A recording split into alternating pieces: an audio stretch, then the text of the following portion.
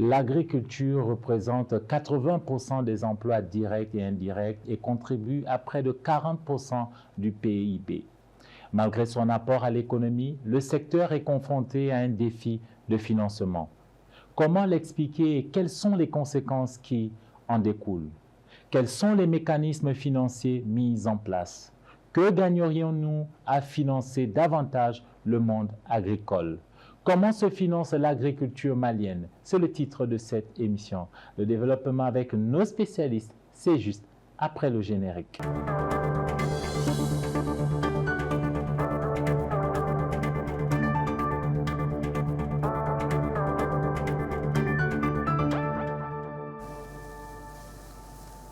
Bonsoir à tous et bienvenue dans Entreprendre, votre magazine dédié aux entrepreneurs et aux différents acteurs de l'économie. Ce soir, nous parlerons d'agriculture, particulièrement de financement dans le secteur agricole.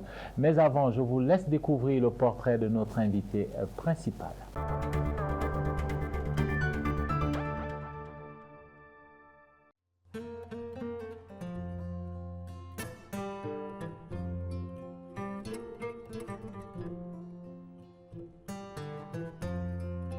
Ibrahima Koulibaly est avant tout un producteur agricole.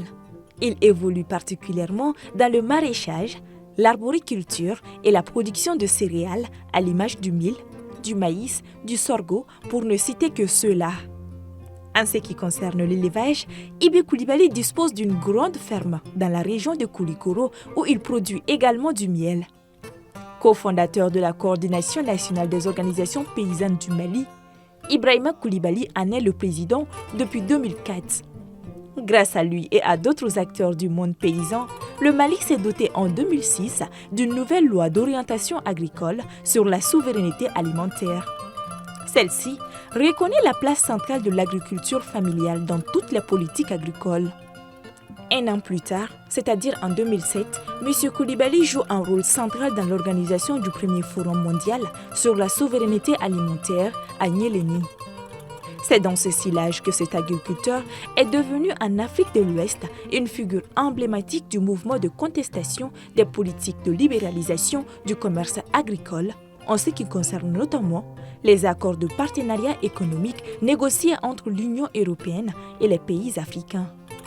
Militant de première heure pour une approche agroécologie des systèmes de production alimentaire, en 2014, Ibrahima Koulibaly a été nommé ambassadeur des Nations Unies pour l'année internationale de l'agriculture familiale.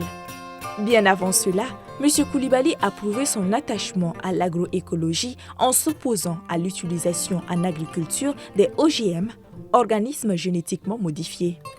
C'est d'ailleurs dans ce contexte qu'en septembre 2005, Ibrahima Koulibaly a témoigné devant la Cour d'appel de Toulouse en faveur du syndicaliste et militant paysan José Bové. Le producteur malien avait indiqué que, je cite, « Les paysans du Sud n'ont pas besoin des OGM ». Fin de citation. Engagé dans de nombreux mouvements paysans depuis le début des années 90, cet entrepreneur agricole travaille activement à la promotion de l'agriculture familiale.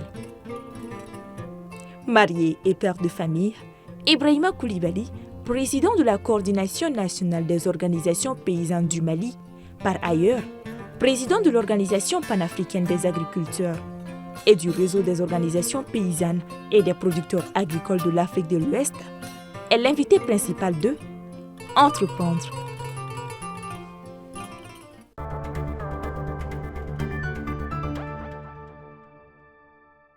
J'ai le plaisir de recevoir Ibrahima Koulibaly, président de la CNOP, Coordination nationale des organisations paysannes. Président Koulibaly, bonsoir et merci d'avoir accepté notre invitation. Bonsoir, M. Amoir. Alors, comme on a pu le voir dans ce portrait, vous êtes également le président de l'Organisation panafricaine des agriculteurs. Vous êtes le président du réseau des organisations paysannes et des producteurs agricoles d'Afrique de l'Ouest. Déjà, est-ce que vous pouvez revenir sur les raisons de la CNOP? La CNOP, c'est la Coordination nationale des organisations paysannes du Mali.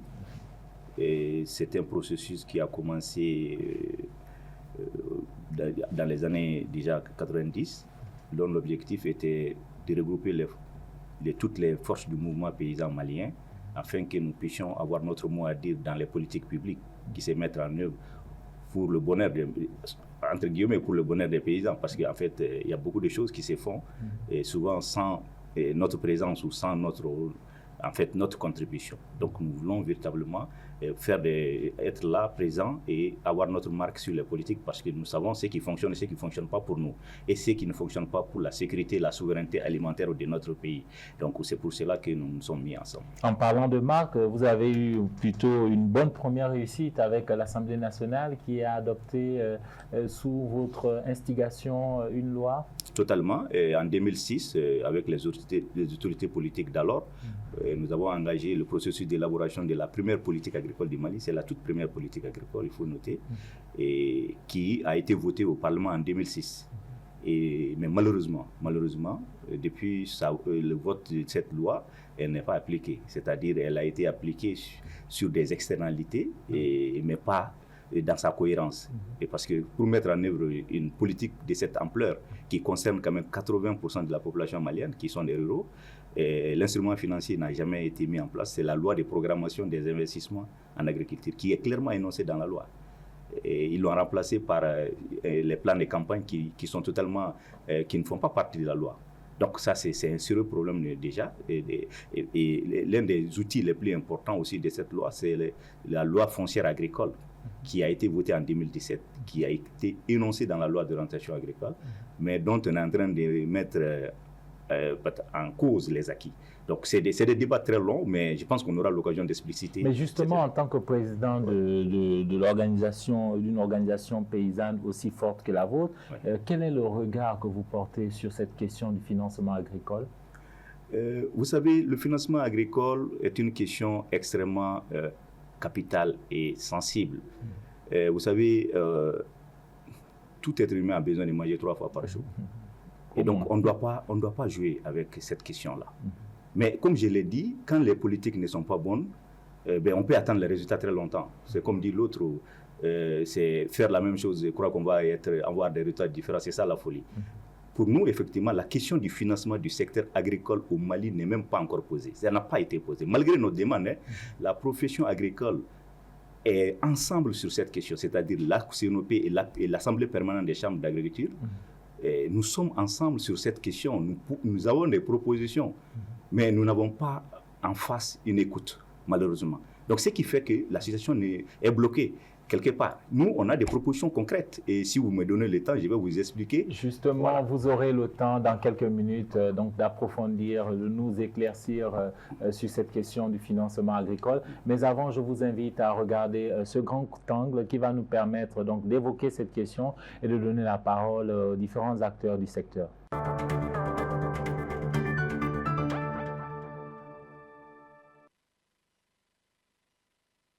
Bien que l'agriculture avec grand A occupe une place prépondérante dans le développement socio-économique du pays, seuls 7% des 43 millions d'hectares de terres arables sont cultivés.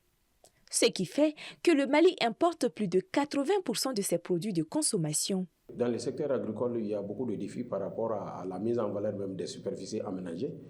Et je m'avais vous donner un exemple. Par exemple, quand vous voulez faire l'aménagement d'un périmètre d'un hectare, avec tout ce qu'il faut, les commodités, les systèmes d'irrigation, les bassins, et tout ce qu'il faut, c'est minimum 20 millions. Et sans l'intervention des partenaires, ces investissements-là sont un peu trop pour nos petits producteurs. Et si on essaie de voir notre agriculture, elle se limite essentiellement à la production pendant la saison des pluies. Bon, alors que nous avons tellement de ressources en eau qui ne sont pas maîtrisées, voilà, qui fait en sorte que nous ne parvenons pas à produire au-delà vraiment de la saison des pluies, si ce n'est que dans certaines zones comme au Fils du Niger. Donc, malgré son potentiel en eau, estimé à 2,2 millions d'hectares, seuls 14% de nos terres sont irriguées selon les spécialistes. En conséquence, le secteur dépend fortement de l'hivernage, notamment pour ceux qui n'ont pas de moyens de se doter de solutions goutte à goutte qui sont coûteuses.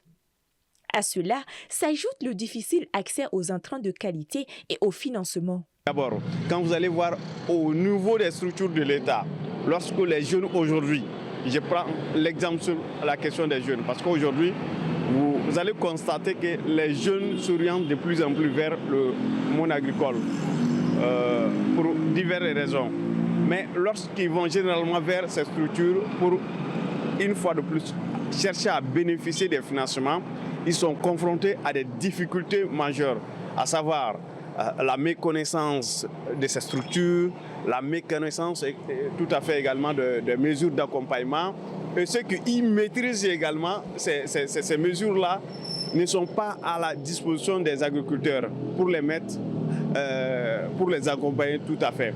Donc ce qui fait aujourd'hui qu'au Mali, la question du financement de l'agriculture, elle n'est pas totalement une réalité au Mali.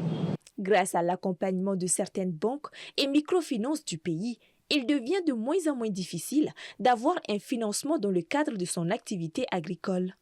L'Union des KSE du Mali a été créée en 2004 et nous avons par la suite développé le crédit agricole. Parce que comme je l'ai dit, au départ, la caisse ne faisait que du crédit commercial. Donc en allant vers le milieu rural, il fallait quand même diversifier les produits des institutions pour mieux répondre aux aspirations de la population malienne. En termes de produits, nous avons développé plusieurs produits, au moins 6 produits. Donc le premier produit concernait les crédits de campagne. Le crédit de campagne permet quand même de financer la production animale et végétale. Donc globalement, il s'agit de prendre en charge le financement de l'agriculture. Quand je dis agriculture, il s'agit de l'agriculture avec grand A. Donc toutes les chaînes de valeur sont concernées par les produits de financement de la KSE. Certains acteurs du monde agricole soutiennent que les délais de remboursement des institutions financières sont courts et les taux d'intérêt élevés. La plupart privilégient les partenaires techniques et financiers avec qui ils obtiennent des fonds à faible taux et parfois sous forme de dons. Le financement agricole a été un défi majeur, mais malgré tout, il y a des partenaires techniques et financiers qui appuient ce volet-là. Il s'agit des banques, des différentes banques aussi, les banques africaines pour le développement. Et ensuite, il y a FIDA aussi, le Fonds international pour le développement de l'agriculture. Ensuite, il y a d'autres partenaires internationaux qui financent les activités de production agricole et l'amélioration de la productivité. Et pour notre cas précis, nous sommes en partenariat avec l'ancien SOS Belgique, FEM Belgique, qui est devenu Oumoudi et qui fait des appuis financiers dans le cadre de la sécurité alimentaire, dans le cadre de l'équipement des producteurs agricoles, dans le cadre de la réalisation des infrastructures et des moyens de production agricole pour les communautés rurales. Sachant que l'agriculture dans sa globalité représente 80% des emplois directs et indirects dans le pays, certains militent pour une plus grande proximité des institutions financières dans les communes rurales. Il faut créer des institutions de microfinance de proximité. Et à titre d'exemple, quand vous prenez la zone de Béleko jusqu'à Dioïla, c'est une distance de 50 à 70 km. Et vous n'avez pas une institution de microfinance qui opère dans la localité. Et du coup, quand ils ont besoin des services financiers, soit ils viennent à Dioïla, soit ils viennent à Fana, avec tous les risques qu'ils peuvent encourir durant le trajet. Donc ça, quand même, si on parvenait à mettre des institutions de financement plus proches des petits producteurs, cela peut être une réponse afin que les producteurs puissent mieux avoir accès aux ressources et mieux développer leurs activités agricoles. Ça, c'est un aspect. Deuxième aspect aussi, c'est quoi? Il faut essayer de réfléchir et solliciter le concours de l'État à travers les subventions, à travers l'aide publique, pour que les investissements en termes d'aménagement qui se font, pour qu'on puisse avoir des ressources suffisamment aménager cette superficie-là. Parce que, au-delà des grandes cultures, les cultures maraîchères aussi est une réponse par rapport à la sécurité alimentaire, par rapport à la création de revenus pour les communautés. Les spécialistes sont unanimes. L'agriculture malienne a progressé ces dernières années, notamment dans le domaine de la recherche et de l'expertise des formateurs. Ceci dit, de nombreux enjeux demeurent, tels que l'accès au financement, l'agroécologie et la lutte contre les changements climatiques.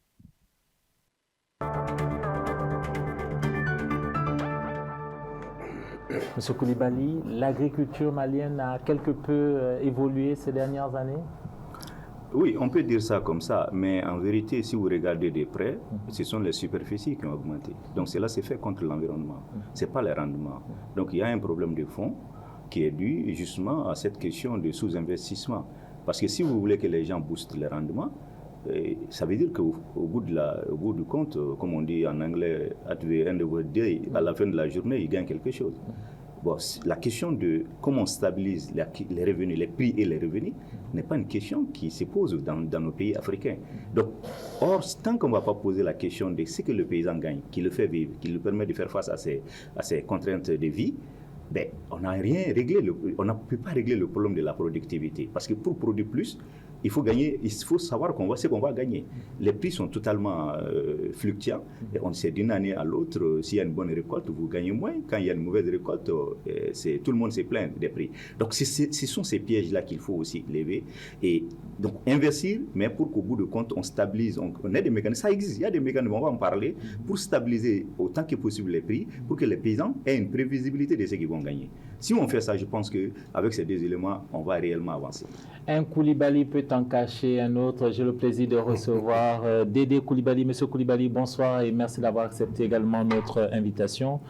Vous êtes agroéconomiste. En réalité, vous avez plusieurs casquettes puisque vous êtes consultant certifié et accrédité en formation. Vous êtes expert en microfinance, intermédiaire financier en banque et conseiller et porteur d'affaires en assurance, notamment en maladie et à facturage. Mais comme je le disais, vous avez en réalité plusieurs cordes à votre arc. Juste pour ajouter la petite casquette, je rejoins mon ami de base, je suis agronome, déformé carrément. Je suis ingénieur de sciences appliquées en agriculture. J'ai fait l'IPR de Katibougou avec tous mes promotionnaires. Mais à un moment donné, j'ai viré carrément dans la microfinance. De la microfinance, avec une quinzaine d'années, je suis revenu à la banque. Donc c'est un défi de déformation et maintenant en assurance. Donc c'est un peu une déformation mais qui va de soi. Et vous l'avez dit ici, je suis consultant, j'ai beaucoup travaillé, donc je remercie beaucoup plus les paysans du Mali, les banques, où j'ai reçu assez de formation ici. Et je donne aussi des cours aujourd'hui à toutes les banques de l'Afrique occidentale. Vous avez vu que je viens juste du Bénin, du Togo, Madagascar, Haïti, Comores. Donc je donne des cours en banque et microfinance dans tous les pays francophones. Vous allez nous dire où est-ce que ça bloque, pourquoi est-ce que les paysans se plaignent du financement dans quelques instants.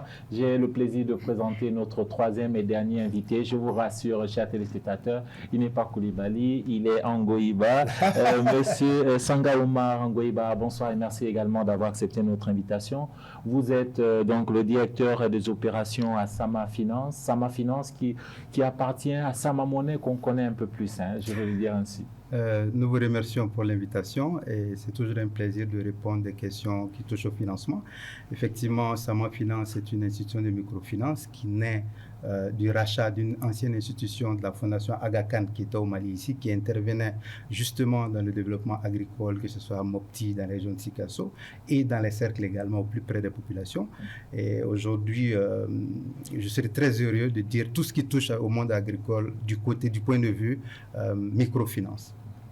Justement, avec vous, on aura l'occasion donc d'aborder l'accès au financement, quels sont ceux que vous accompagnez, sous quels critères et quel taux surtout, parce que la question du taux d'intérêt revient toujours. Mais avant, messieurs, je vous invite à regarder cette première infographie de l'émission qui va nous permettre de connaître quelque peu la cartographie agricole de notre pays. Quand on parle d'agriculture, selon les résultats préliminaires du recensement général donc du ministère de l'Agriculture. Quand on prend juste la période du 15 juillet au 4 novembre 2024, on parle de plus de 573 329 exploitations familiales, dont 1 036 443 producteurs, donc un peu plus de 1 300 000 producteurs. On a près de 45 000 femmes qui sont dans le secteur, Monsieur Coulibaly Ibrahima. 2 millions, on parle de 2 306 712 hectares de superficie qui ont été déclarés. Encore une fois, on parle là du recensement préliminaire. Donc, ce n'est même pas le recensement total. Oui, oui, totalement. Vous savez, je pense que vous parlez de l'enregistrement et immatriculation, l'enquête qui est en cours, qui vise, en fait, qui a été un long processus de dialogue entre nous et le ministère de l'Agriculture. Et en fait, c'est au Conseil supérieur de l'Agriculture que nous avons demandé au président de la transition qu'il fallait aller vers cette base de statistiques fiables pour notre agriculture. Parce que les données actuelles de nos statistiques datent d'il y a plus de 20 ans. Donc, c'est-à-dire tous les chiffres que nous avons aujourd'hui ne sont pas des vrais chiffres. C'est des chiffres qui ne reflètent pas du tout la réalité. Donc, on ne peut pas construire un vrai développement avec des chiffres qui ne sont pas réels. Parce que si vous voulez réellement accompagner quelqu'un ou un secteur, il faut savoir de quoi on parle. Et quelle est la situation réelle de ce secteur-là. Et donc, ça a été très compliqué de construire quelque chose, mais finalement, on est en train d'arriver. Mais je pense que ce qu'on voit ici n'est qu'une toute petite partie de la réalité agricole du Mali.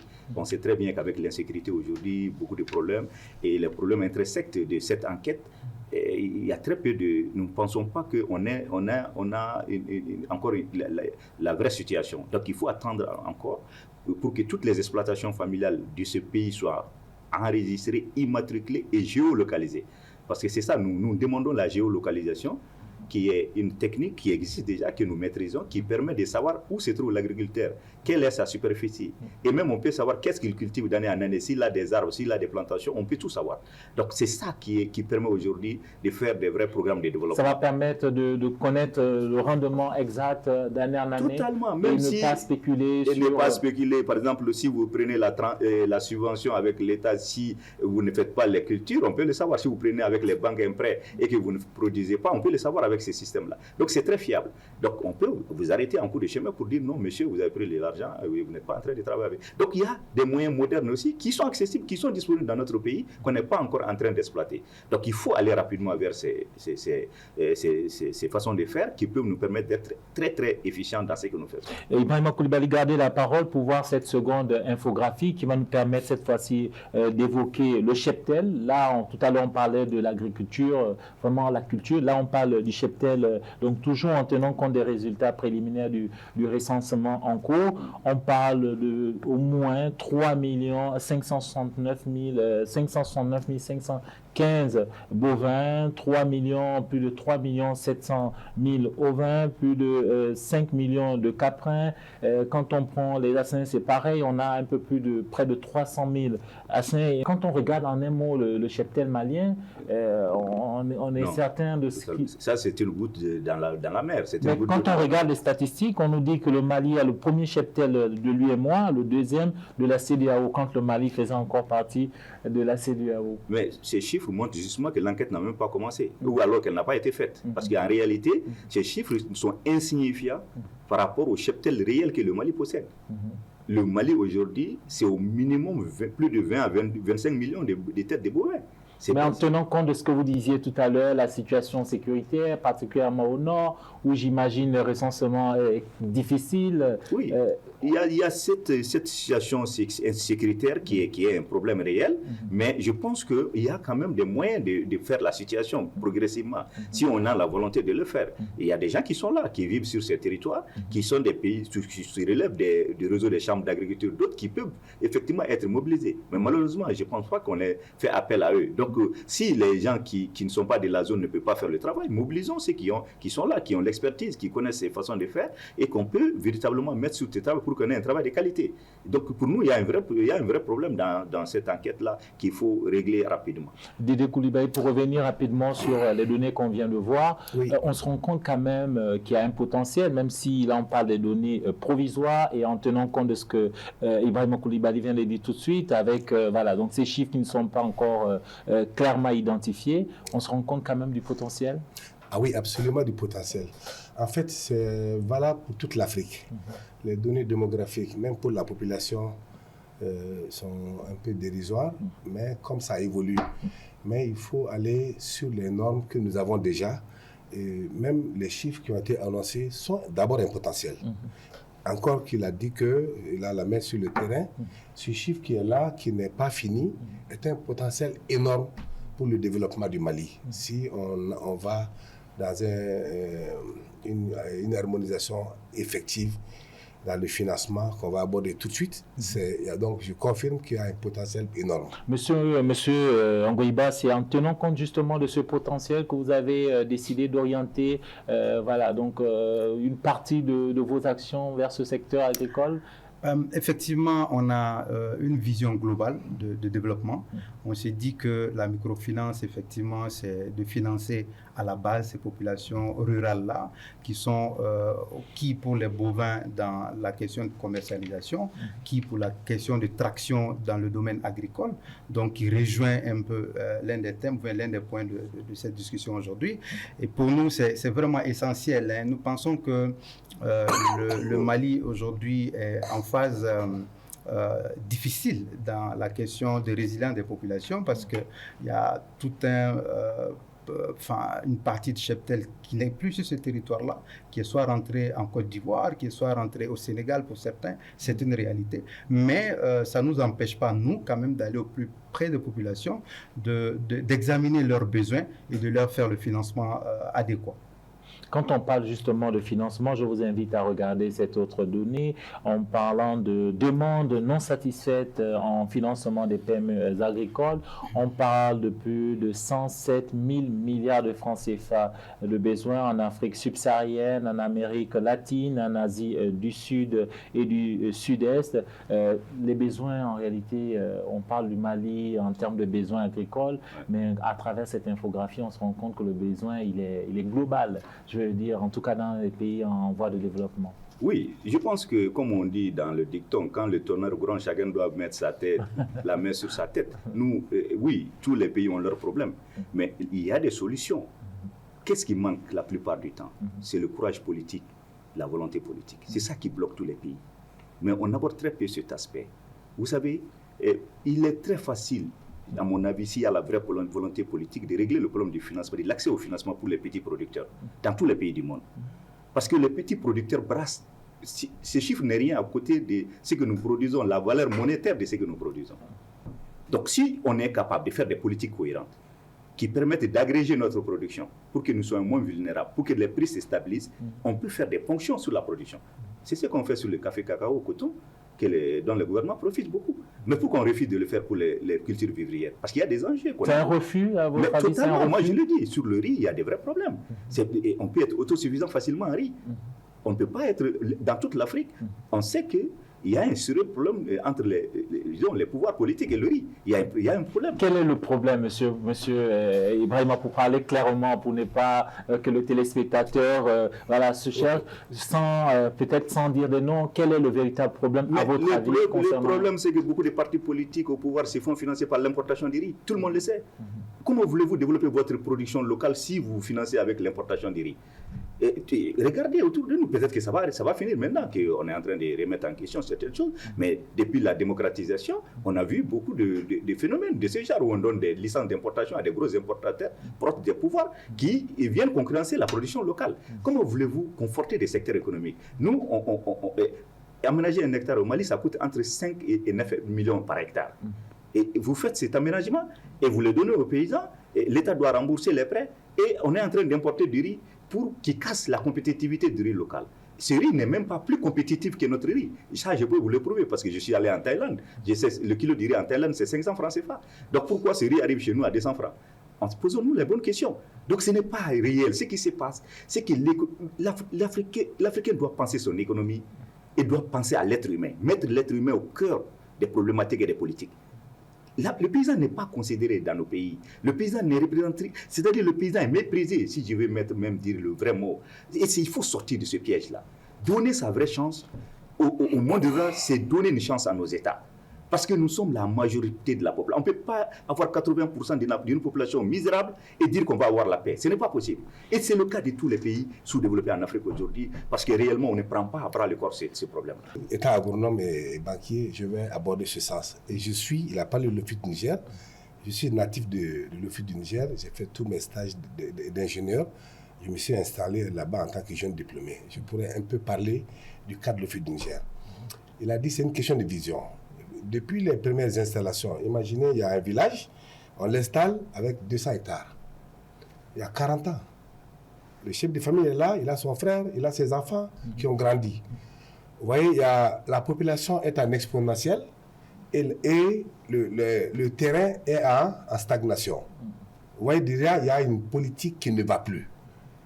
Et quand il y a eu des décès, ils ont eu des remembrements, il y a eu l'héritage. Si vous regardez l'OFIT du Niger, toutes les grandes familles qui avaient 30 ou 40 hectares se sont démembrées et les chefs de famille ont fait l'héritage, se retrouvent avec 2 ou 3 hectares, certains avec 0,5 hectares. Comment c'est ce qui explique, selon vous, le fait qu'on... C'est un des éléments. C'est un des éléments d'abord. Deuxième élément, il y a un problème de vision. C'est vrai que lui et moi, on se débat beaucoup. Vous voyez que quand le terme paysan est même péjoratif. Parce que quand on dit paysan, moi je préfère le terme exploitation agricole. Quand on parle d'exploitation agricole, c'est des entrepreneurs. Mais un paysan, vous voyez que, je m'excuse du terme, même quand quelqu'un va à l'école, quand on dit, bon, s'il n'arrive pas à faire, il faut le cultiver. Donc on a repris l'agriculture comme le dernier maillon de la vie. C'est ce qu'il faut reprendre la vision. Je vais rapidement laisser... Oui, mon ami Dédé, en fait, le problème n'est pas les terminologies. Moi, je suis fier, je suis ingénieur de formation comme toi, tu le sais, on a fait l'IPER, mais je suis fier de dire que je suis paysan. C'est pas parce qu'on a méprisé le paysan pendant la colonisation et que dans les post-coloniales, on continue à mépriser le paysan, que le paysan ne veut pas dire entrepreneur. Non, j'ai bien. C'est pas les mots qui sont importants. Vraiment, soyons d'accord. Le mot paysan est un mot digne. C'est les paysans qui nous ont nourris. C'est eux qui ont nourri toute l'élite politique africaine qui est au pouvoir aujourd'hui, ont été nourris et soutenus par les paysans. On est d'accord que les paysans pour comprendre pas. Non, monsieur, s'il vous plaît, très rapidement, monsieur Angoïba. Tout à l'heure, monsieur Ibrahima Koulibaly disait que toute la difficulté qu'il éprouve et qu'ils éprouvent, les paysans, à avoir l'accès, à avoir donc des financements dans le cadre de ce qu'ils font, donc l'agriculture, comment on peut l'expliquer? Écoutez, il y a déjà depuis 2012 une situation de crise qui fait que la plupart des institutions de microfinance qui étaient au plus près de ces populations ont été obligées de se replier vers des zones urbaines plus sécurisées. Ça, c'est une réalité. La seconde réalité est le déplacement des populations en déplacés internes. Okay? À côté de cela, je peux dire les chiffres de la cellule de contrôle et de surveillance des SFD pour le troisième trimestre 2024. C'est quoi? C'est à peu près 159 milliards de francs CFA qui ont été injectés en termes de crédit. Mais ça veut dire réellement il y a quelque chose qui est apporté dans ce secteur. Aujourd'hui, vous avez des situations innovantes que Sama Finance apporte en termes de crédit digital où le producteur, de là où il se trouve, on peut lui faire un crédit à distance. Il peut récupérer cet argent-là, payer son sac d'engrais, payer ses semences. Ça, c'est des possibilités qui existent. Et pour nous, aujourd'hui, face à l'adversité, pour nous, on est vraiment une fintech qui réfléchit à financer les producteurs là où ils sont dans leurs difficultés. Raison pour laquelle on n'a pas peur aujourd'hui de se retrouver dans les zones comme Mopti, qui étaient l'épicentre en 2015 de ce qu'on connaît. D'être dans les zones autour de Mopti, qui étaient des zones très très chaudes, on l'a dit. Donc franchement, il y a quelque chose qui est fait, mais c'est faible. C'est faible pourquoi? Parce que les politiques derrière, il faut assurer la présence en termes de sécurisation des institutions de microfinance à la base, qui sont au plus près des populations. Aujourd'hui, on veut bien ouvrir nos emprises que nous avions à Koro, par exemple, à Bankas, par exemple, mais on fait comment côté sécurité? Est-ce que les gens Parce que quand on parle de maillage, chez nous, notre vision, quand on donne du crédit, on a une agence, supposons à Bankas, à 50 km de Bankas, on a un agent qui s'occupe du financement agricole.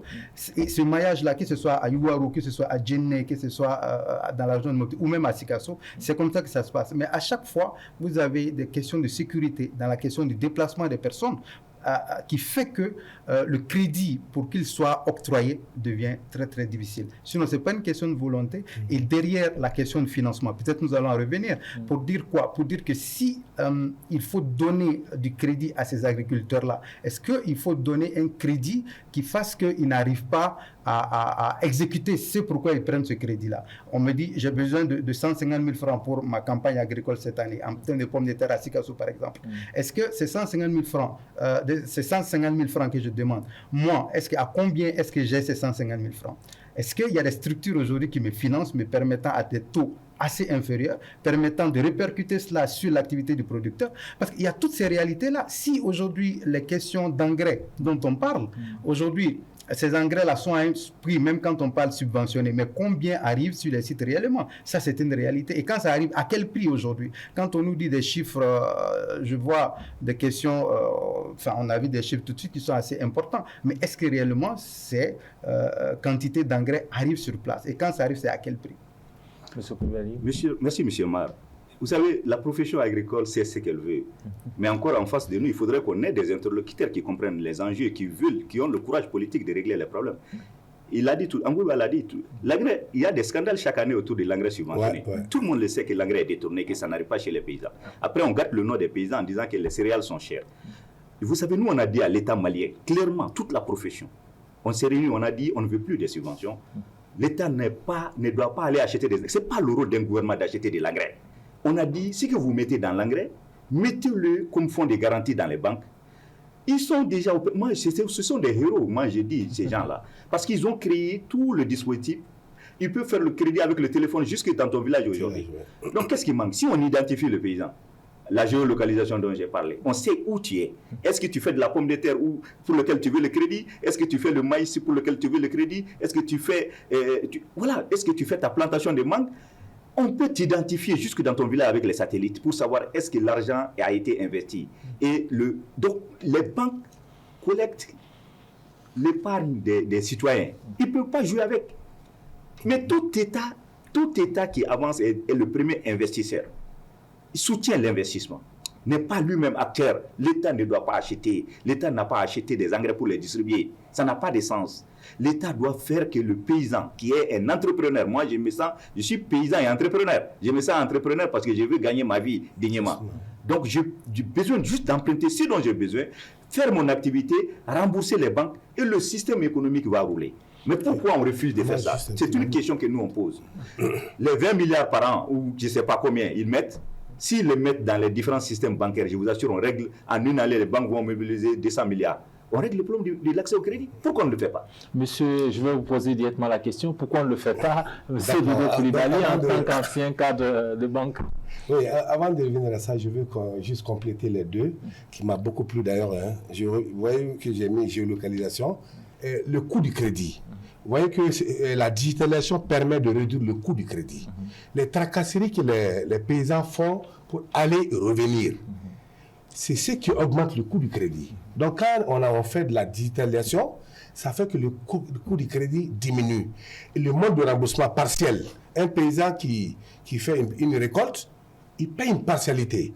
Mais quand ce n'est pas de la digitalisation, il attend l'échéance. C'est ce qui fait que le taux de remboursement, il baisse. Donc, cette digitalisation qui est un processus innovant peut le faire.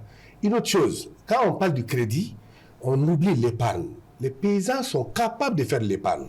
Donc, avec ça, il faut qu'on fasse de l'éducation financière pour que les mêmes paysans se voient fiers pour dire que je peux épargner comme je peux avoir du crédit. Donc, je veux juste compléter ce phénomène. Il ne faut pas qu'on voit dans l'agriculture comme le crédit.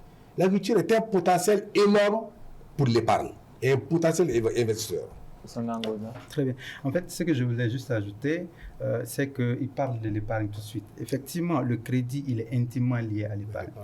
Quand vous donnez du crédit à un agriculteur, il a confiance parce que vous lui donnez l'argent. Donc, il dit, celui qui me donne l'argent, je peux garder l'argent chez lui. Donc, c'est deux leviers qui vont ensemble. Et M. Koulibaly, tantôt, disait qu'on ne peut pas prendre l'épargne du producteur pour s'amuser à faire nos dépenses opérationnelles. De tous les citoyens. Ou bien, ça c'est vraiment dangereux. Nous ne faisons pas ça. Donc, l'éthique même de la finance n'accepte pas cela. Alors, pour ce qui est de la réalisation de ce qui est fait sur le terrain, je prends un exemple. Je suis Dogon et j'aime à dire les exemples qui sont faits là-bas.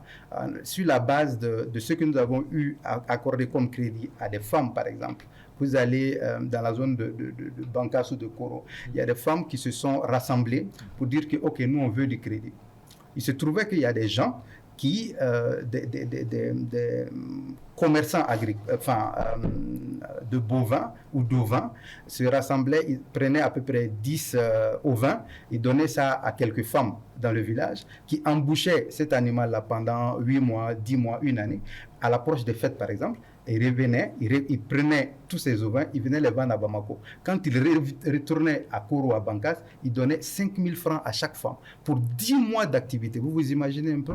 Et les femmes sont absolument contentes parce qu'elles ont reçu 5 000 francs. 5 000 francs. Alors, nous, on s'est dit quoi? Qu'est-ce qu'il faut faire? Il faut déjà recenser ces femmes-là, recenser ces villages qui sont dans cette situation et accorder le crédit directement. Et lorsqu'on a accordé le crédit à ces personnes-là, ces femmes-là, au bout d'un cycle, de 2 cycles, les femmes disent elles sont devenues autonomes, elles n'ont plus besoin de crédit. Et ça, c'est des réalités, c'est des faits. Nous savons le faire, nous l'avons fait.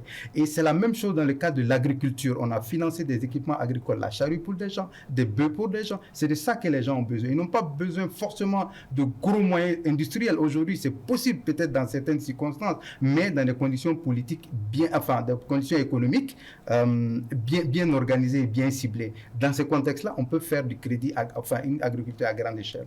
Vraiment, c'est ces 2 points-là que je vais vous les ajouter pour étayer. D'ailleurs, la parole, mais je vous la donne juste après donc cette autre donnée qui va nous permettre de parler de la Banque nationale de développement agricole, donc qui a accompagné plus de 6 000 organisations paysannes, donc en matière de financement pour un peu plus de 60 milliards de francs CFA donc injectés chaque année pour le secteur.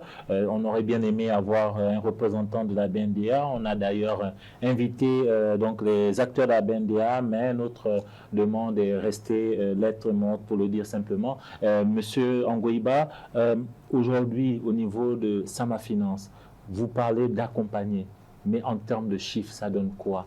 Aujourd'hui, on ne peut pas d'ABN parce que c'est une banque, entre guillemets, étatique, puisque l'État a une part importante de plus de 77% maintenant. Mais aujourd'hui, au niveau de votre structure, quel est son apport de façon concrète? De façon concrète, on participe au marché à peu près 800 millions de francs CFA aujourd'hui. Et la raison s'explique parce que c'est une activité qui est reprise depuis cette année, depuis décembre, il y a quelques mois tout de suite. On a fait le lancement très récemment. Alors, on est en train de reprendre les activités parce que, comme on l'a dit, c'était un rachat d'une institution de la Fondation Aga Khan qui existait au Mali ici. Et les tracasseries pour pouvoir avoir l'acquisition, les différents agréments, ça a pris du temps. Et dès qu'on l'a eu, on a commencé à créer des agences. Ce qui a fait qu'on a rouvert des agences à Sikasso. On a rouvert une deuxième agence à Bamako avec une agence principale au siège à l'ACI ici aujourd'hui. Donc, au-delà de tout ce maillage-là, on est en train d'accorder du crédit progressivement. Et déjà... On peut avoir une idée du taux, parce que je sais que les producteurs, là où ils disent, quand ils n'ont pas accès au financement, quand ils en ont accès, ils ont des problèmes de taux de remboursement qui seraient élevés. OK, aujourd'hui, le taux que nous appliquons, et ça c'est valable pour toutes les institutions de microfinance, elle est régulée par la BCEAO elle-même. Ce n'est pas des taux qui sont pratiqués de façon volontaire ou volontariste ou fantaisiste même d'ailleurs. Mais le taux est accordé à 2% le mois, selon la BCEAO. Donc, il fait un taux annuel autour de 24% maximum. Vous comprenez ça? Et qu'est-ce qui explique ça? Voilà, parce que c'est ce qu'il faut dire. On peut sursauter en disant, 2% le mois, ça fait beaucoup. Mais comment ça s'explique? Est-ce que l'État nous met à disposition des fonds pour le faire? Non. Est-ce que nous avons des facilités au niveau des banques pour pouvoir donner du crédit à faible taux? Non. Est-ce qu'on a la possibilité d'avoir des accompagnements, d'avoir des subventions? Non. Qu'est-ce qu'on fait? On cherche les fonds. On les a à des taux qui sont très élevés, ce qui fait que obligatoirement la BCEAO, le sachant, raison pour laquelle elle est dit faites à 2% le mois. Et nous, on est obligé d'aller là-dedans avec tous les risques possibles. Une banque, par exemple, elle donne du crédit à des gens qui ont des garanties. Nous, on dit on va vers ces populations qui n'ont aucune garantie. Elle compte sur nous, en fait. Donc, quand on vient, on dit, OK, d'accord, vous êtes des femmes, vous êtes des hommes, vous êtes des agriculteurs, vous êtes des embaucheurs, vous êtes dans ce monde agricole. On dit, OK, d'accord, mettez-vous en groupement, jusqu'à 10-15 personnes si vous voulez, et vous serez caution les uns des autres. Donc, on ne vous demande aucune garantie. De ce fait, on n'a aucune garantie. Donc, ça s'appelle la caution solidaire, comme Dédé vient de le dire. Et c'est à partir de là que nous la raccordons sur la base de la confiance. Et jusqu'à présent, aujourd'hui, pour ce qu'on a accordé comme crédit, nous sommes à 0% de portefeuille à risque. Ça veut dire quoi? Ça veut dire que tous nos producteurs à qui nous avons accordé du crédit, ils ont remboursé à 100% aujourd'hui. Et ça, c'est une réalité. On sait faire, on sait comment ça marche. Et plusieurs institutions de microfinance au Mali ne demandent que ça, cet accompagnement, ce package-là autour de la chose, afin de permettre aux gens de... En fait, la question de 2% le mois n'est même pas un problème pour les producteurs. Hein. Comment accéder au crédit? C'est ça la question. Avant de vous donner la parole, mais rapidement sur le taux de crédit d'Eddy Coulibaly, c'est la même question qui revient. On dit qu'au Mali, on prête très cher. Là, on est à 24%. C'est la limite de la BCEAO. Très bien. En tout cas, comme j'ai beaucoup discuté et travaillé avec la CNOP sur un programme que je le remercie sur l'inclusion financière et l'éducation financière, les gens n'ont pas compris le taux. Et les autorités et nous, les banques et les centres de microfinance, n'ont pas eu assez de moyens pour communiquer sur le taux. Il n'y a pas d'abord de taux du Mali. On est sur une zone, c'est la Banque centrale qui fixe le taux. Et il regarde le coût du crédit. Voilà, il est là. Et là, il y a 10 ans, la Banque centrale a travaillé pour dire si le taux est annoncé, c'est ce qu'on appelle le TEG, le taux effectif global, qui est à 24%. Juste pour les institutions de microfinance, et qui était à 27% il y a 10 ans. Oui, il a diminué. Les gens ne se rendent pas compte. La limite aujourd'hui, c'est 24%. 24% et 18% pour les banques. Mais ce n'est pas le taux, en réalité. La Banque centrale a dit en même temps que le taux est prorata temporis, et il est dégressif. Ce n'est pas les 24% qui sont payables. Il est par rapport au temps. Si tu regardes le taux réellement facturé avec une exploitation de groupement de femmes qui fait 6 mois, le taux ne dépasse pas 1%. Comment ça? Le mois. Quand on calcule réellement, le taux des femmes à 6 mois, c'est sur le capital restant dû. Je prends 1 million de prêts. Le calcul est basé sur le premier mois sur les 1 million. J'ai remboursé 100 000 francs. Il me reste 90 000. Ce qui fait que le dernier calcul est sur 100 000. Donc, le taux est dégressif selon la Banque centrale. Mais le taux annoncé sur les 24%, il s'appelle le TEG, le taux normal qu'on prononce, mais le taux réellement payé n'est pas ça en fait. Ibrahima Coulibaly, je peux encore. Le taux est la 3e position d'un crédit. Il y a d'abord, il a dit, les procédures, les tracasseries et autre chose. Et des calculs ont été faits. Et je renonce encore sur ce terme. Quand on dit le taux du Mali, il n'y a pas de taux du Mali. Vous savez, on a une loi une très bonne loi d'orientation agricole, qui a été faite avec nous. C'est l'une des meilleures lois dans le monde. J'ai visité plus de 100 pays dans le monde. Je sais de quoi je parle. Nous avons une très bonne politique agricole non appliquée simplement. C'est ça qui crée tous les problèmes que nous avons. Que dit cette loi en matière La loi en matière de financement, j'y arrive. C'est-à-dire que cette loi a mis en place un guichet qui s'appelle le Fonds national d'appui à l'agriculture, dans laquelle l'État malien s'engage à mettre chaque année 5 milliards de francs CFA. Depuis 2006 jusqu'à aujourd'hui, il doit y avoir combien dans ce compte-là? Mais personne ne sait où ce compte se trouve. Comment ça se fait? C'est vous qui êtes les... Non, nous, vous êtes les présidents. On ne répond pas. On a posé la question à toutes les autorités politiques. Ce n'est pas en coordination avec vous que tout ça a été mis Normalement, en place avec un bureau? Dans le conseil d'administration, dans le comité de pilotage, nous devons être là. Mais le comité ne s'est jamais réuni depuis plus de 10 ans. Mais l'argent, d'après ce que nous apprenons, cet argent est utilisé. Donc ça dit, il est utilisé illégitimement, en violation de la loi. Et donc ça, c'est un premier problème. C'est cet argent qui doit régler ces externalités. Parce que, je vous l'ai dit, nous, on n'en veut pas aux banques. On en veut au gouvernement qui ne règle pas les vrais problèmes. qui n'est pas en train d'appliquer une loi qui a été votée au Parlement malien. Parce que, qu'est-ce que je l'ai dit, et ils récoltent, moi-même, j'ai de l'épargne chez eux.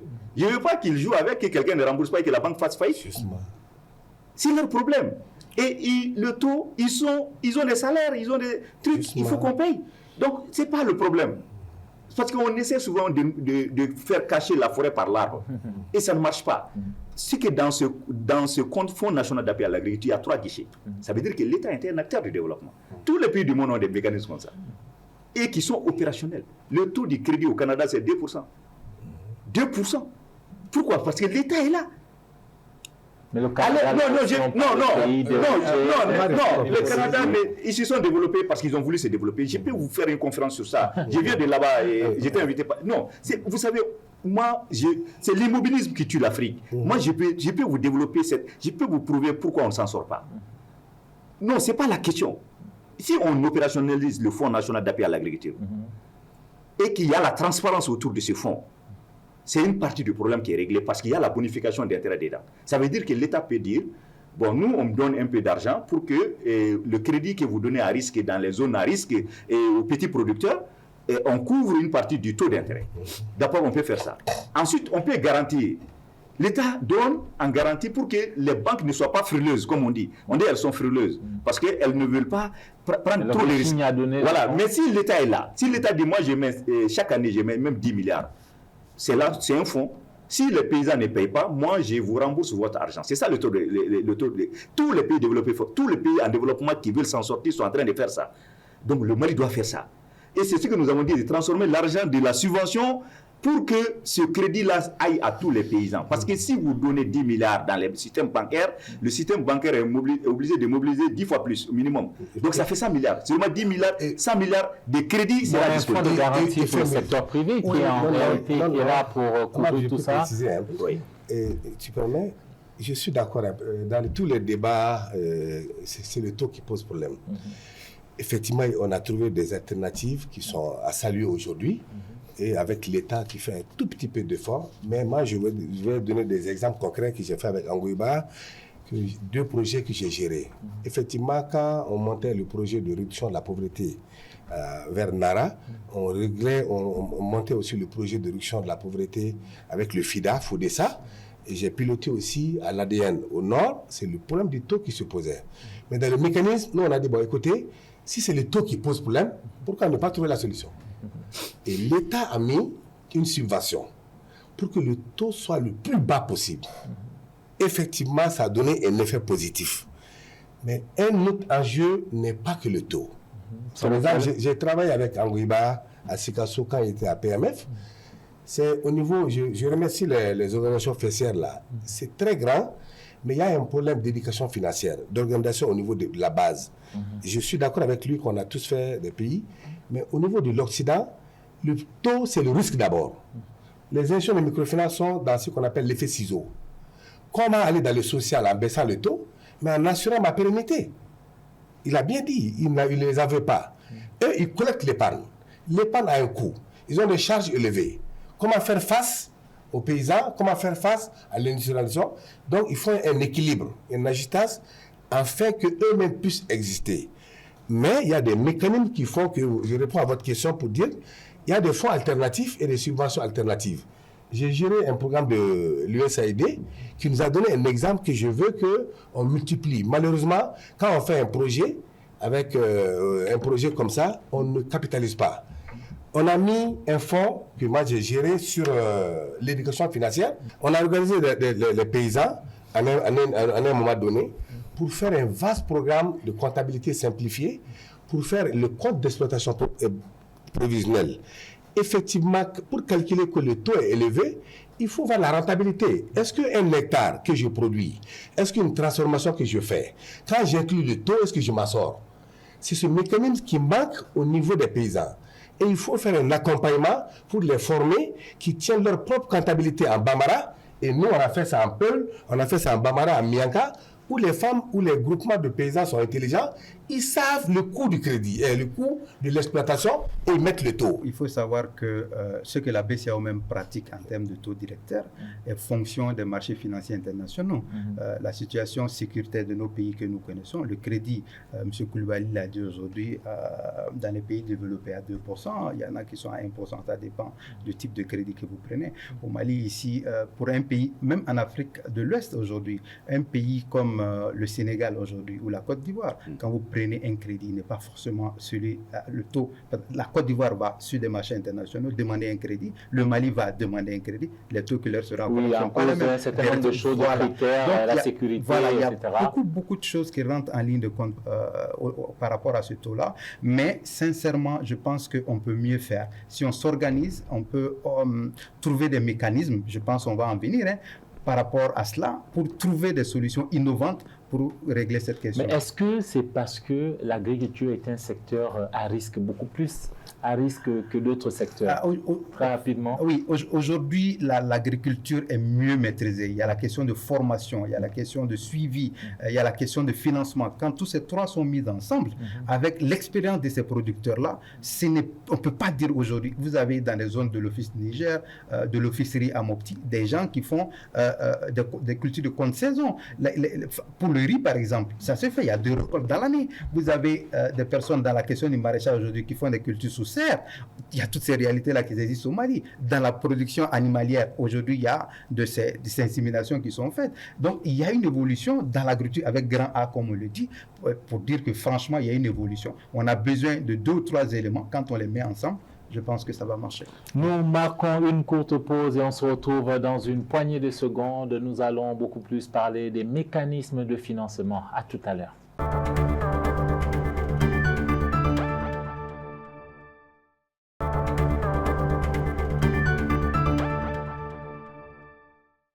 Rebonsoir et merci de suivre Entreprendre. Je vous rappelle que notre thème ce soir porte sur l'agriculture et son financement. Pour nous éclairer, j'ai le plaisir de recevoir 3 spécialistes. Merci messieurs d'être restés sur le plateau. Messieurs, avant d'aborder la question des mécanismes de financement, je vous invite d'abord à regarder ce cas d'école qui va nous permettre de parler de l'un des mécanismes de financement les plus dynamiques au monde.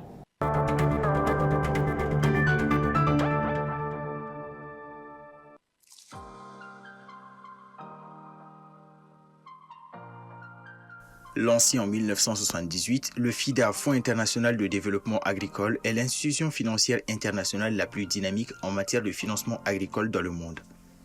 Cet organisme des Nations Unies, dont le siège est installé à Rome, en Italie, investit particulièrement dans les populations des zones rurales en leur donnant les moyens de réduire la pauvreté, d'accroître la sécurité alimentaire, d'améliorer la nutrition et de renforcer la résilience. Depuis près d'un demi-siècle, le FIDA a octroyé sous forme de dons ou de prêts à taux réduit aux pays en développement plus de 15 300 milliards de francs CFA, soit plus de 24 milliards de dollars US. Présente au Mali depuis 45 ans, cette institution a financé pas moins de 17 projets de développement agricole à hauteur de plus de 238 milliards de francs CFA selon ces données.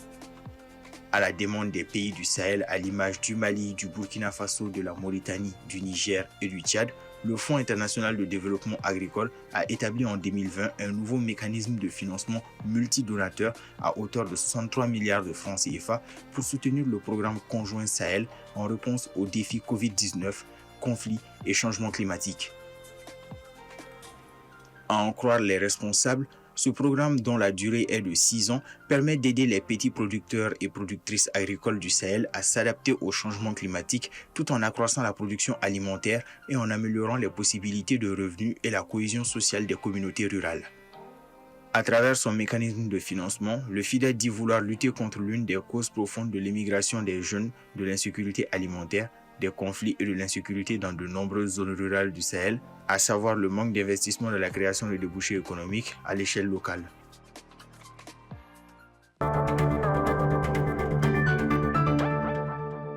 Ibrahima Koulibaly, pouvez-vous revenir très rapidement sur les raisons? Pourquoi est-il aussi important que l'on développe notre agriculture? On a dit tantôt que le Mali importait 80% de sa consommation. c'est très visible quand vous rentrez dans une boutique de quartier, vous ne verrez rien qui est fabriqué au Mali. C'est ça la pauvreté. C'est-à-dire qu'il faut que les Maliens comprennent, il faut qu'on leur parle un langage qu'ils comprennent. C'est ça la pauvreté. Allez dans n'importe quelle boutique ou supermarché, vous allez voir pourquoi notre pays est pauvre. Et pourtant, nous sommes riches. Ce n'est pas parce que les paysans ne produisent pas suffisamment ou sont incapables de produire suffisamment.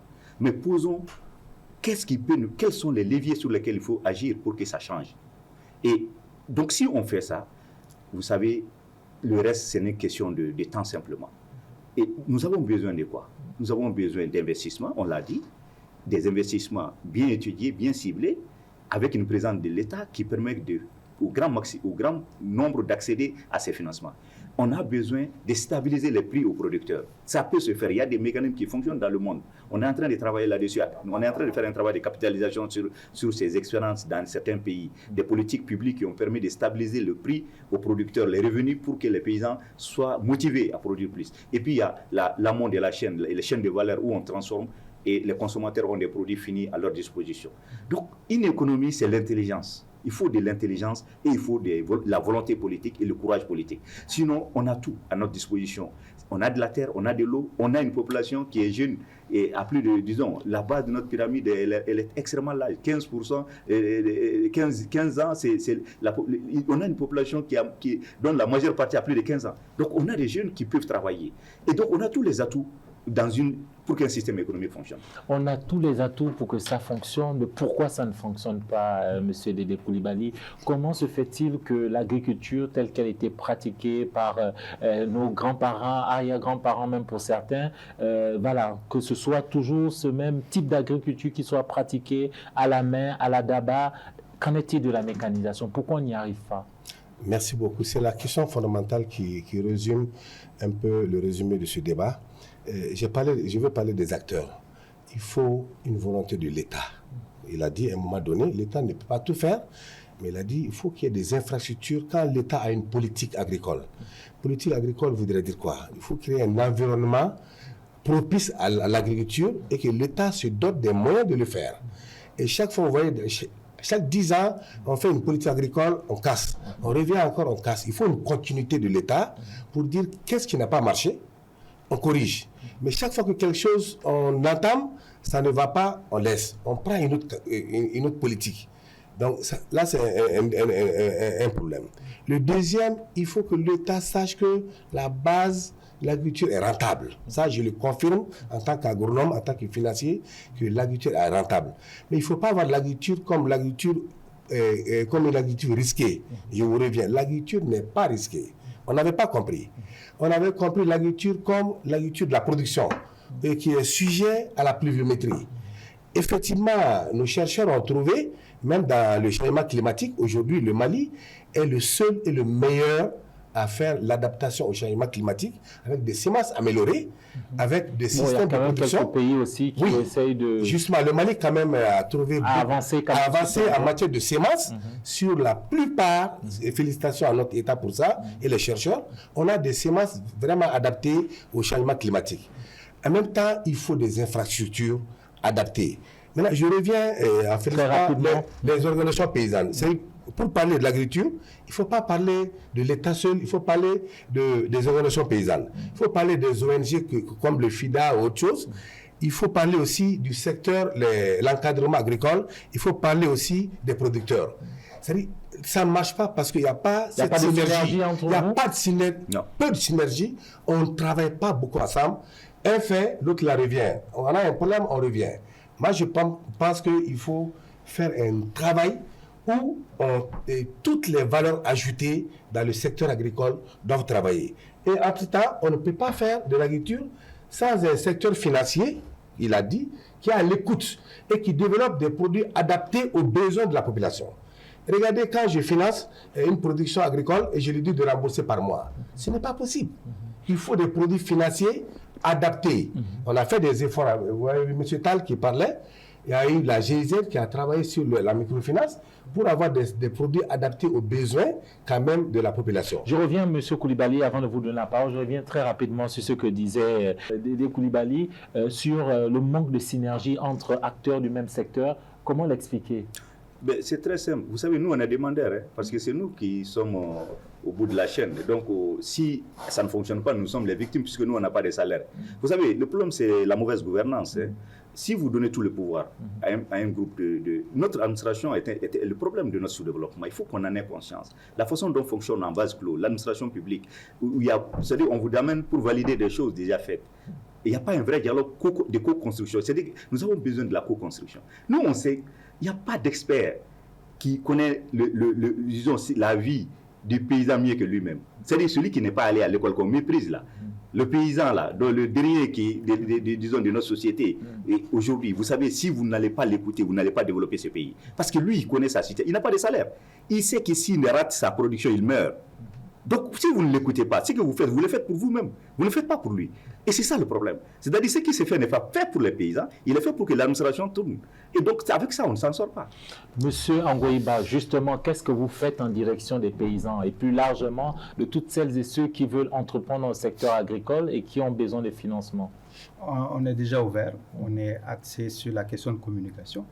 Quels sont les différents produits que vous proposez ou que vous mettez à leur disposition? On a déjà tout ce qui est produits agricoles, que ce soit des femmes, des jeunes, des hommes, que ce soit des produits au niveau des bovins, au niveau des ovins, au niveau de l'agriculture, c'est-à-dire les différentes spéculations, les différentes céréales, et un remboursement aussi qui est adapté aux besoins du producteur, de l'entrepreneur de façon générale. D'aider à frôler la question, aujourd'hui, le crédit qu'on donne, c'est-à-dire que la modalité de remboursement pour un commerçant est différente de cette modalité-là pour des producteurs ou des entrepreneurs au niveau des ovins qui sont dans la question de l'embouche, par exemple. C'est extrêmement différent. On adapte notre crédit et notre activité par rapport à ça. Pour ce qui est de ce qu'on accorde, on accorde beaucoup de facilités. On a la question de garantie. On l'a enlevé, on a dépassé ces paliers. La question de suivi, de formation, ça, on sait le faire, on l'a fait. Il y a eu des cas de succès, il y en a énormément. Et tout ce que nous demandons aujourd'hui, c'est qu'on ait cet accompagnement-là. Si on a cet accompagnement, je me répète, le producteur, sincèrement, aujourd'hui, vous allez dans beaucoup de villages. Vous allez trouver que vous avez des greniers qui sont remplis, ça fait 2-3 ans. Ils n'ont pas commencé à les utiliser. Pourquoi? Parce qu'ils savent comment faire leur agriculture. Il faut juste les former. Il faut juste donner l'information et créer un réseautage pour pouvoir créer une agriculture qui sera non seulement bénéfique en termes d'autosuffisance alimentaire, mais également de transformation puis de commercialisation. Quand vous parlez d'accompagnement, vous parlez de quel type d'accompagnement venant de qui? Je parle de l'accompagnement notamment par rapport aux sources, les fonds pour pouvoir accompagner ces producteurs. À nous seuls, on apporte quelque chose. Le partenariat privé, public-privé, le partenariat entre ONG et les privés, le partenariat entre l'État, les ONG et les privés. Il faut mettre tout cela. La question de synergie est sortie ici. La question de coordination. On a eu avec Affaires mondiales du Canada, avec certaines ONG, on a eu à financer ce qu'on appelle le warrantage. On a de façon intégrée formé les organisations paysannes de Djenné, par exemple. On leur a dit, OK, nous, on veut financer la question de l'éducation. Donc, on a impliqué l'Académie de Mopti.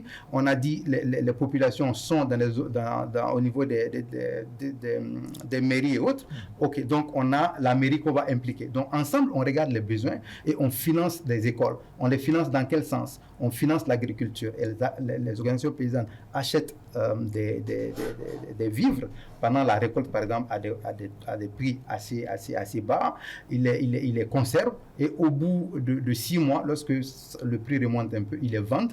Une partie permet de financer les besoins de l'école en termes de gestion. Une partie permet de financer la gestion même des comités de gestion scolaire. Et une partie est reversée en termes d'épargne. Et c'est ce fonds-là qui s'est élevé à l'époque à 130 millions de francs CFA, où vous avez eu plus de 8000 personnes qui ont été impactées positivement. Et ça, on l'a fait, c'est des volontés et on n'a pas pris un rond là-dessus. On l'a donné gratuitement à des personnes pour qu'ils puissent créer ce fonds-là de façon tournante, que toutes les communautés puissent en bénéficier. Et maintenant, nous, on a besoin, nous, on fait ces efforts, mais il faut que derrière, des acteurs puissent nous accompagner. S'ils ne nous accompagnent pas, le besoin étant tel, on a vu, les besoins sont énormes. M. Koulibaly a dit, c'est une goutte d'eau dans ce qui a été présenté. Donc, les clients, ils viennent, enfin, c'est nos partenaires en réalité, ils viennent en masse, on a besoin.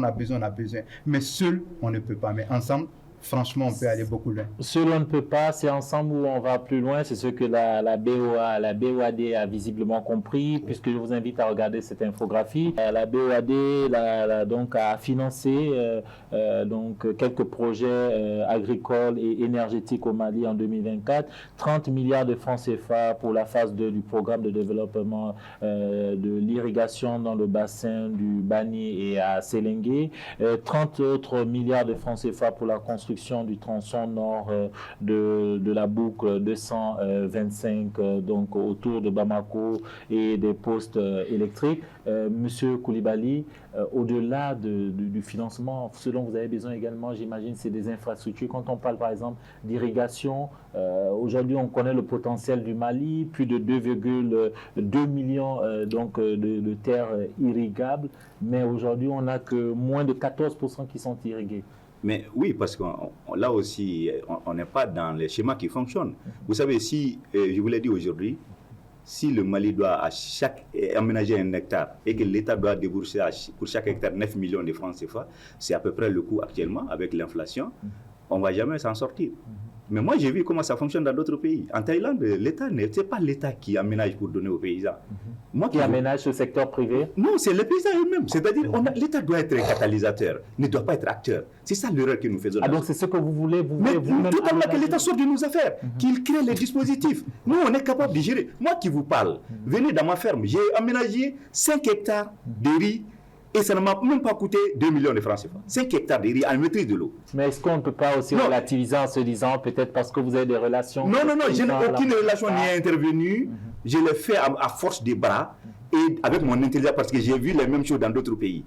Et donc je ne paye pas de redevances d'eau parce que je capture simplement l'eau de pluie. Et c'est ce que j'ai vu en Thaïlande. C'est 500 000 km². Ils nourrissent toute l'Afrique avec le riz. Ils sont 40 millions. Ils se nourrissent et c'est eux qui envahissent l'Afrique avec du riz. Mais réfléchissons, Afrique, devenons intelligents. On sait faire. L'État doit sortir. L'État même dit maintenant qu'ils ne sont pas dans. Mais l'État est toujours là. Pourquoi l'État doit aménager des terres pour de nos paysans? Mais créer ces projets-là, moi je suis contre. Parce que c'est juste un prêt énorme en notre nom. Mais que l'État nous dise, les paysans, vous savez, tout le Mali Sud, on peut faire du riz dans toute la région de Sékasso. Il y a des rivières, il y a tout. C'est ce que j'ai vu en Thaïlande. Je n'ai pas vu l'office du Niger avec... Aujourd'hui, c'est le cas. On parle de l'office du Niger qui était censé nourrir le Mali. L'office du Niger qu'on a depuis... Monsieur Amarsi, vous permettez, je vous assure, on n'a pas besoin de l'office du Niger pour continuer à avoir faim. On a besoin de produits du riz pour les Maliens. Et ça, je vous assure, le Mali Sud, si on met le dispositif, les paysans vont s'organiser, on les accompagne techniquement. L'État a des services techniques qui sont là pour faire les études et les trucs, et puis les paysans vont emprunter à la banque. Et les bulldozers sont là pour faire les digues électriques, les gens vont aménager le reste à la main. C'est ce que j'ai vu dans d'autres pays. Et ça ne coûte rien. Et on va aménager des millions d'hectares facilement. Pourquoi on ne fait pas ce qui marche? Moi, c'est une question permanente. Au Mali, pourquoi l'Afrique continue à faire ce qui ne fonctionne pas? Parce qu'il y a la mauvaise gouvernance, parce que tout le pouvoir est détenu par une minorité d'administration et qui ne veulent pas dialoguer, qui n'ont pas besoin de dialoguer, parce qu'ils ont tout le pouvoir. C'est eux qui ont l'argent, c'est eux qui ont la décision, c'est eux qui exécutent, c'est eux qui s'auto-évaluent pour dire que c'est bon. Mais c'est le même pouvoir que Dieu, si vous permettez. D'accord. Et vous avez posé la bonne question. Et on a fait un parcours de plus de 60 ans aujourd'hui. Mais quand on regarde, effectivement, on doit capitaliser pour dire ce qui a marché, ce qui a amélioré. Aujourd'hui, le problème du crédit, le problème de l'agriculture, c'est un problème d'eau d'abord, l'accès à l'eau.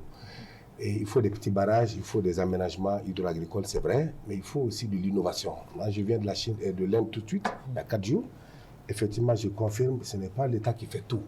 L'État doit faire, mais l'État ne fait pas tout. Les paysans en Inde, ils sont à 1,6 milliard.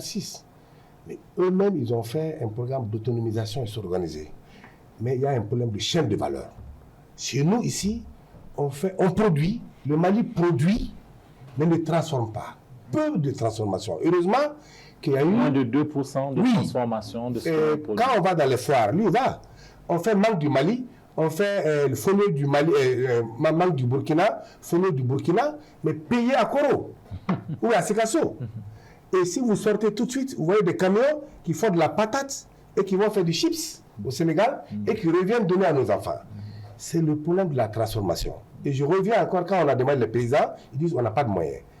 il faut qu'il y ait cette articulation, que les institutions financières aussi vont dans le financement des chaînes de valeur. Il ne faut pas voir l'agriculture comme une agriculture productiviste.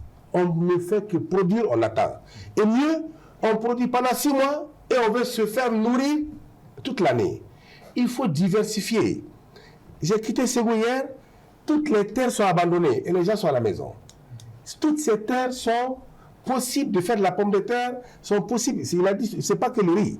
Le maraîchage, la pomme de terre, les patates, tout ce qu'on peut faire. Mais M. Dédé peut vous dire qu'on a des problèmes de financement pour travailler cette terre, mais justement, comment outiller ces paysans, ces producteurs à la recherche de financement? Monsieur, la question vous est posée à tous les trois. Je pense que déjà, la question de formation, parce qu'aujourd'hui, tant que vous ne formez pas, quoi que vous injectiez, ça a de fortes probabilités de ne pas marcher. Ça, c'est la première des choses. Maintenant, la formation dont on parle, ce n'est pas aller dans des écoles à Harvard ou dans certaines universités pour venir expliquer aux paysans. C'est encore plus cher que ceux qui cherchent. Voilà, c'est-à-dire que vous prenez 5 millions de francs CFA pour une affaire qui ne coûte même pas, je ne sais pas, 300, 500 000 francs. Donc, il y a une incohérence dans la chose. Donc, il est important de former les gens. De former des gens dans la question agricole, dans la question d'organisation et de fonctionnement. Il est important de donner également l'information, la bonne information. Il est important également de créer du réseautage. Ça, c'est extrêmement important. Le networking. Exactement. Donc aujourd'hui, on parle de chaîne de valeur. À Sikasso, par exemple, vous avez des grandes unités pour la filière mangue, par exemple, la filière également de la pomme de terre. Mais en termes de productivité, lorsque le paysan produit, son plus gros problème, c'est la conservation. Il n'arrive pas parce que les infrastructures permettant de conserver non seulement sont insuffisantes, mais extrêmement chères. C'est une réalité. Nous, on a eu à financer des unités à petite échelle de conservation parce que 80% de leur production pourrit parce qu'ils n'arrivent pas à conserver. C'est la même chose pour la mangue. On va au niveau de la région de Mopti. Vous avez aujourd'hui, vous allez dans le cercle aujourd'hui de Kouro où il y a des gros producteurs de sésame par exemple, mais ces sésames-là, à quelques kilomètres, vous avez le Burkina qui vient, qui rentre de l'autre côté. Il n'y a pas de transformation, il n'y a pas de valeur ajoutée. Et pour moi aujourd'hui, ces 3 aspects sont extrêmement importants dans la question d'outillage pour améliorer la question du financement agricole. Monsieur Koulibaly, la même question. Oui, moi je pense que quand on veut développer une économie, chacun doit jouer son rôle. Ouais. Et vous savez, Dédé a parlé de la patate. Moi, je suis producteur de patates. Si nos patates vont au Sénégal pour être transformées, mais que font nos opérateurs économiques? Ce n'est pas le travail d'un paysan d'aller transformer en chips. Oui, c'est-à-dire qu'il faut que chacun... Et toujours, je pense que c'est tout. Est-ce que nous, on comprend les enjeux? Pour moi, c'est la question. Est-ce que nous comprenons les enjeux actuels? Est-ce que moi, je dois aller acheter des chips que j'ai produits ma patate doit aller au Sénégal, être transformée pour que je vienne trouver ça dans ma boutique et mettre du Sénégal? Il y a un problème. Donc, pour moi, dialoguons d'abord, parce que nous connaissons les problèmes. Un dialogue vraiment fait sans langue de bois, qu'on se dise les choses. On sait ce qui fonctionne. Moi, je n'ai pas besoin d'être industriel, ça ne m'intéresse pas. Mais je sais que comment faire pour produire bien, je sais le faire. Tous les paysans maliens savent le faire. C'est pourquoi nous sommes parmi les meilleurs dans la pomme de terre en Afrique. Parce que nous savons produire. Mais quel est le problème? On n'a pas de circuit de conservation. Si on veut conserver la pomme de terre, on a besoin d'infrastructures frigorifiées à 4 degrés. Les Japonais ont construit une avec 1 milliard, ils ont donné ça à l'interprofession. Mais ça se passe très bien. Est-ce que le Mali ne peut pas construire avec 10 milliards, 10 magasins? On va rembourser parce qu'on conserve 1 kilo à 100 francs pour quelques mois. Mais c'est rentable. Si on peut le faire avec l'énergie solaire en plus. Vous savez, tout est là, M. Amar. Mais attendez, M. Amar, attendez-moi pour que j'ai fini. Tout est là pour qu'on s'en sorte. Mais ça ne fonctionne pas. Parce que justement, il n'y a pas un leadership étatique. L'État est un leader, comme tous les autres leaders. Il doit être celui qui catalyse. Parce que ça ne peut pas se faire. Le financement, encore une fois, on va revenir toujours. Parce que les opérateurs vont... Nous aussi, on n'a pas accès au crédit. Donc, ça va être le serpent qui avale sa queue. On ne va jamais s'en sortir. L'État doit redevenir le leader sur certains chantiers et laisser les acteurs créer la richesse. Nous savons créer la richesse. On arrive au terme de cette émission, mais vraiment sur les solutions concrètes, monsieur. C'est le dernier tour de table. Je veux vraiment vous entendre sur des solutions concrètes. Qu'est-ce que vous proposez concrètement pour que cette question, cette difficulté d'accès au financement dans le secteur agricole, sachant que le secteur agricole emploie 80%, c'est 80% des emplois directs et indirects. Oui. Donc, il y a une grande importance. Donc, comment faire en sorte que ce secteur agricole joue pleinement son rôle de booster de l'économie nationale? C'est la bonne question et je vous reviens encore, je vous remercie. J'ai suivi une de vos émissions sur l'éducation financière, qui est un terme clé, qui est là, on en parle, mais ça se pratique très peu, c'est un élément. Je m'en vais juste solliciter encore, malgré l'effort que vous faites, les confédérations des paysans ou les fédérations des paysans, il y a d'abord que les paysans soient bien organisés, parce que les banques commençaient à avoir peur, comme si je donne mon argent au monde rural, c'est gâter un. Comme si je donne mon argent à une organisation paysanne, c'est un problème. Il y a eu des problèmes de gouvernance, qu'on travaille d'abord sur la base. Il a bien et bien dit, c'est eux les bénéficiaires. Ils sont demandeurs. Quand je demande, je suis bénéficiaire, il faut que je sois bien structuré. Et l'État, et les partenaires, et les organisations paysannes commencent d'abord à réfléchir comment avoir un environnement sain au niveau du monde rural pour dire, venez, je suis crédible, je suis finançable et je suis exploitable. Donc la crédibilité d'abord. Oui, au niveau du monde paysan, c'est possible. Il y a eu des efforts, mais travaillons d'abord sur la structuration à la base du monde paysan pour qu'on ait une assiette très dure, un soubassement. En même temps qu'on crée que les institutions de microfinance aussi fassent un effort. Et les banques fassent un effort, les ONG fassent un effort pour comprendre, écouter le monde paysan pour dire oui, moi, je n'ai pas besoin d'autre chose. Je finance. Que je finance un entrepreneur, que je finance quelqu'un qui fait un bâtiment. Le résultat est le même. Et le même. Donc, à 80% du potentiel, pourquoi aller ailleurs? Et quelqu'un a dit, vous voyez dans l'émission, il faut décentraliser encore. On a fait la décentralisation, allons-y le plus petit. Il y a beaucoup de petites et micro-entreprises qu'au secteur agricole. D'abord, il y a la production, il y a la transformation, il y a la commercialisation. Qu'on commence à travailler sur les chaînes de valeur en les finançant, que les gestions croient aux paysans, mais les paysans aussi donnent un environnement sain pour dire que vous pouvez financer, on est sûr. Et l'État doit jouer son rôle de catalyseur. Ok. Sanga Oumar Angoïba. En fait, je pense que pour ce qui ne marche pas, on ne peut pas faire du neuf avec du vieux. Ça, ce n'est pas possible. Il faudrait avoir une autre approche. Il faudrait voir qu'est-ce qui marche. Il faudrait aller réellement aux sources auprès des producteurs eux-mêmes. Qu'est-ce que vous avez eu ces 5 dernières années que vous aimeriez qu'on fasse pour vous dans la question agricole? 1. De 2, il faudrait qu'on puisse changer la façon même, notre approche même par rapport au monde agricole. Il faut le dire, hein, c'est une réalité que nous vivons aujourd'hui, la question de gouvernance. Cette question de gouvernance-là, on ne peut pas venir dire qu'on va changer toute l'administration publique aujourd'hui. Ça va créer un blocage.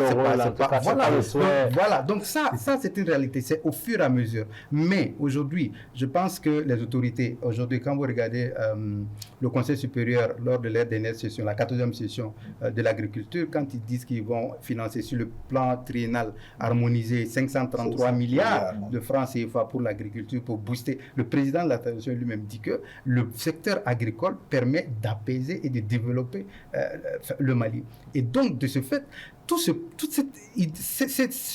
cet argent-là, de l'utiliser à bon escient. Les institutions qui financent les agriculteurs, les institutions qui financent les femmes, parce qu'il faut dire, nous par exemple, avec 17 000 clients, nous sommes arrivés à faire à peu près la moitié de femmes. Aujourd'hui, lorsque vous faites une femme, vous lui apportez cette autonomisation, elle a un impact sur le développement local, sur le développement de sa famille, de sa communauté, de sa ville, de son village, ainsi de suite. Donc pour nous aujourd'hui, ce que nous souhaitons, qu'on ait cette réflexion de façon généralisée. Ce n'est pas rester focus sur un seul pan de cet écosystème-là, mais regarder de façon globale et qu'on puisse ensemble trouver les bonnes solutions. Mais pour ça, il faudrait aller à la source. Il ne faudrait pas rester dans les chiffres, il ne faudrait pas rester dans les rapports qu'on nous donne, qui parfois ne reflètent pas réellement la réalité. Voilà. Ibrahima Koulibaly, à l'entame de l'émission, vous expliquiez que vous avez plusieurs solutions au niveau du monde paysan pour financer votre secteur. Quelques solutions pour conclure?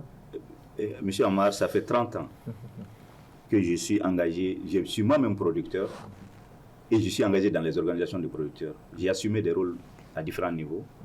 J'ai eu la chance d'aller voir d'autres expériences.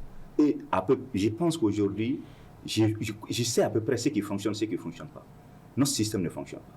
Simplement. C'est ça la question. Ce n'est pas la crédibilité Je pense qu'il y a des opérateurs économiques qui ont pris l'argent, qui ont fui. Il y a des banquiers même qui ont fait la valise avec l'argent des gens. Donc, ce n'est pas le problème de la crédibilité du secteur agricole. Il y a des brebis galeuses partout. Le paysan, nous sommes parmi les meilleurs contributeurs aux impôts parce que nous, on ne fait pas fuir. On sait où nous sommes. C'est nous qui payons l'impôt sur l'âme, c'est-à-dire Nisson, qui... L'honneur. Voilà, le fait de respirer, tu payes à l'État. Donc, tout ça, on a fait subir aux paysans ici, ceux qui ne voulaient pas payer. Donc, pour nous, ce que nous demandons, c'est que nous sommes des êtres humains qui ont droit à une vie digne. Ce n'est pas possible si nous ne savons pas ce que nous gagnons à la fin de la journée, comme on dit. On doit trouver des mécanismes. Moi, je propose qu'on fasse une loi pour la mise en marché collectif des produits. C'est ça qui va permettre de régler même le problème du financement. Parce que si vous savez, aujourd'hui, on peut ponctionner sur le coton, parce que c'est vendu ensemble. Si on peut, le cacao, le café ivoirien, si on peut le ponctionner dessus, parce qu'on va ensemble. Si on fait la même chose pour la culture vivrière, on peut le faire. J'ai vu ça dans des pays. En Inde. Non, dans beaucoup de pays, j'ai vu. L'État crée les conditions de ces lois. On fait ces lois. Nous, on est demandeurs de ces lois. On a demandé que l'État achète nos produits un peu pour essayer de soulager le paysan. Parce que quand nous produisons, quand nous avons beaucoup produit, s'il n'y a pas les achats publics, ce n'est pas les petits 2 kilos, 3 kilos que les familles consomment là qui peuvent absorber. On nous demande produisez. Toujours où on ne produit pas suffisamment. Non, le problème n'est pas la production. Le problème, c'est la commercialisation, le prix au producteur, le revenu. Donc moi, je dis, travaillons sur ces enjeux-là. Et je vous assure, on va autofinancer notre agriculture avec les ponctions que nous faisons. Mais que l'État commence par le peu qu'il met là. Comme l'a dit Ongouiba. Si le chef de l'État dit on met 500 milliards dans l'agriculture là, mais on doit nous dire combien va pour faciliter le crédit. Nous, on n'est pas des mendiants, on ne demande pas, disons qu'on nous donne gratuitement. Mais on dit si j'ai besoin disons de 250 000 francs ou d'1 million pour faire ma campagne agricole, je dois l'avoir. Si j'ai besoin d'une paire de bœufs et d'une charrue, c'est de ça dont j'ai besoin. On ne doit pas m'imposer un tracteur. Mais tout ce qu'on nous fait, c'est d'autres qui le réfléchissent et qui veulent nous faire croire que c'est bon pour nous. Ça ne fonctionne pas. Arrêtons cela simplement. Toutes les solutions sont simples. Finançons, agrégeons, vendons et formons les opérateurs économiques à transformer nos productions. Vous allez voir des produits fabriqués au Mali dans les boutiques et vous allez voir la pauvreté va disparaître. Sinon, on va rester pauvre à jamais. Merci, messieurs, d'être passés sur le plateau d'Entreprendre, de nous édifier sur notre thème « Comment se finance l'agriculture malienne ?» Je rappelle que sur le plateau, j'ai eu le plaisir de recevoir monsieur Ibrahima Koulibaly, le président de la CNOP, Coordination nationale des organisations paysannes du Mali, par ailleurs président de l'Organisation panafricaine des agriculteurs. Merci infiniment, monsieur Koulibaly. Merci également, monsieur Dédé Koulibaly, agroéconomiste, consultant certifié et agréé en formation. Merci infiniment, monsieur Sanga Oumar Angoïba, directeur des opérations à Sama Finance. Merci infiniment, chers téléspectateurs, de nous avoir suivis et à bientôt sur TMA.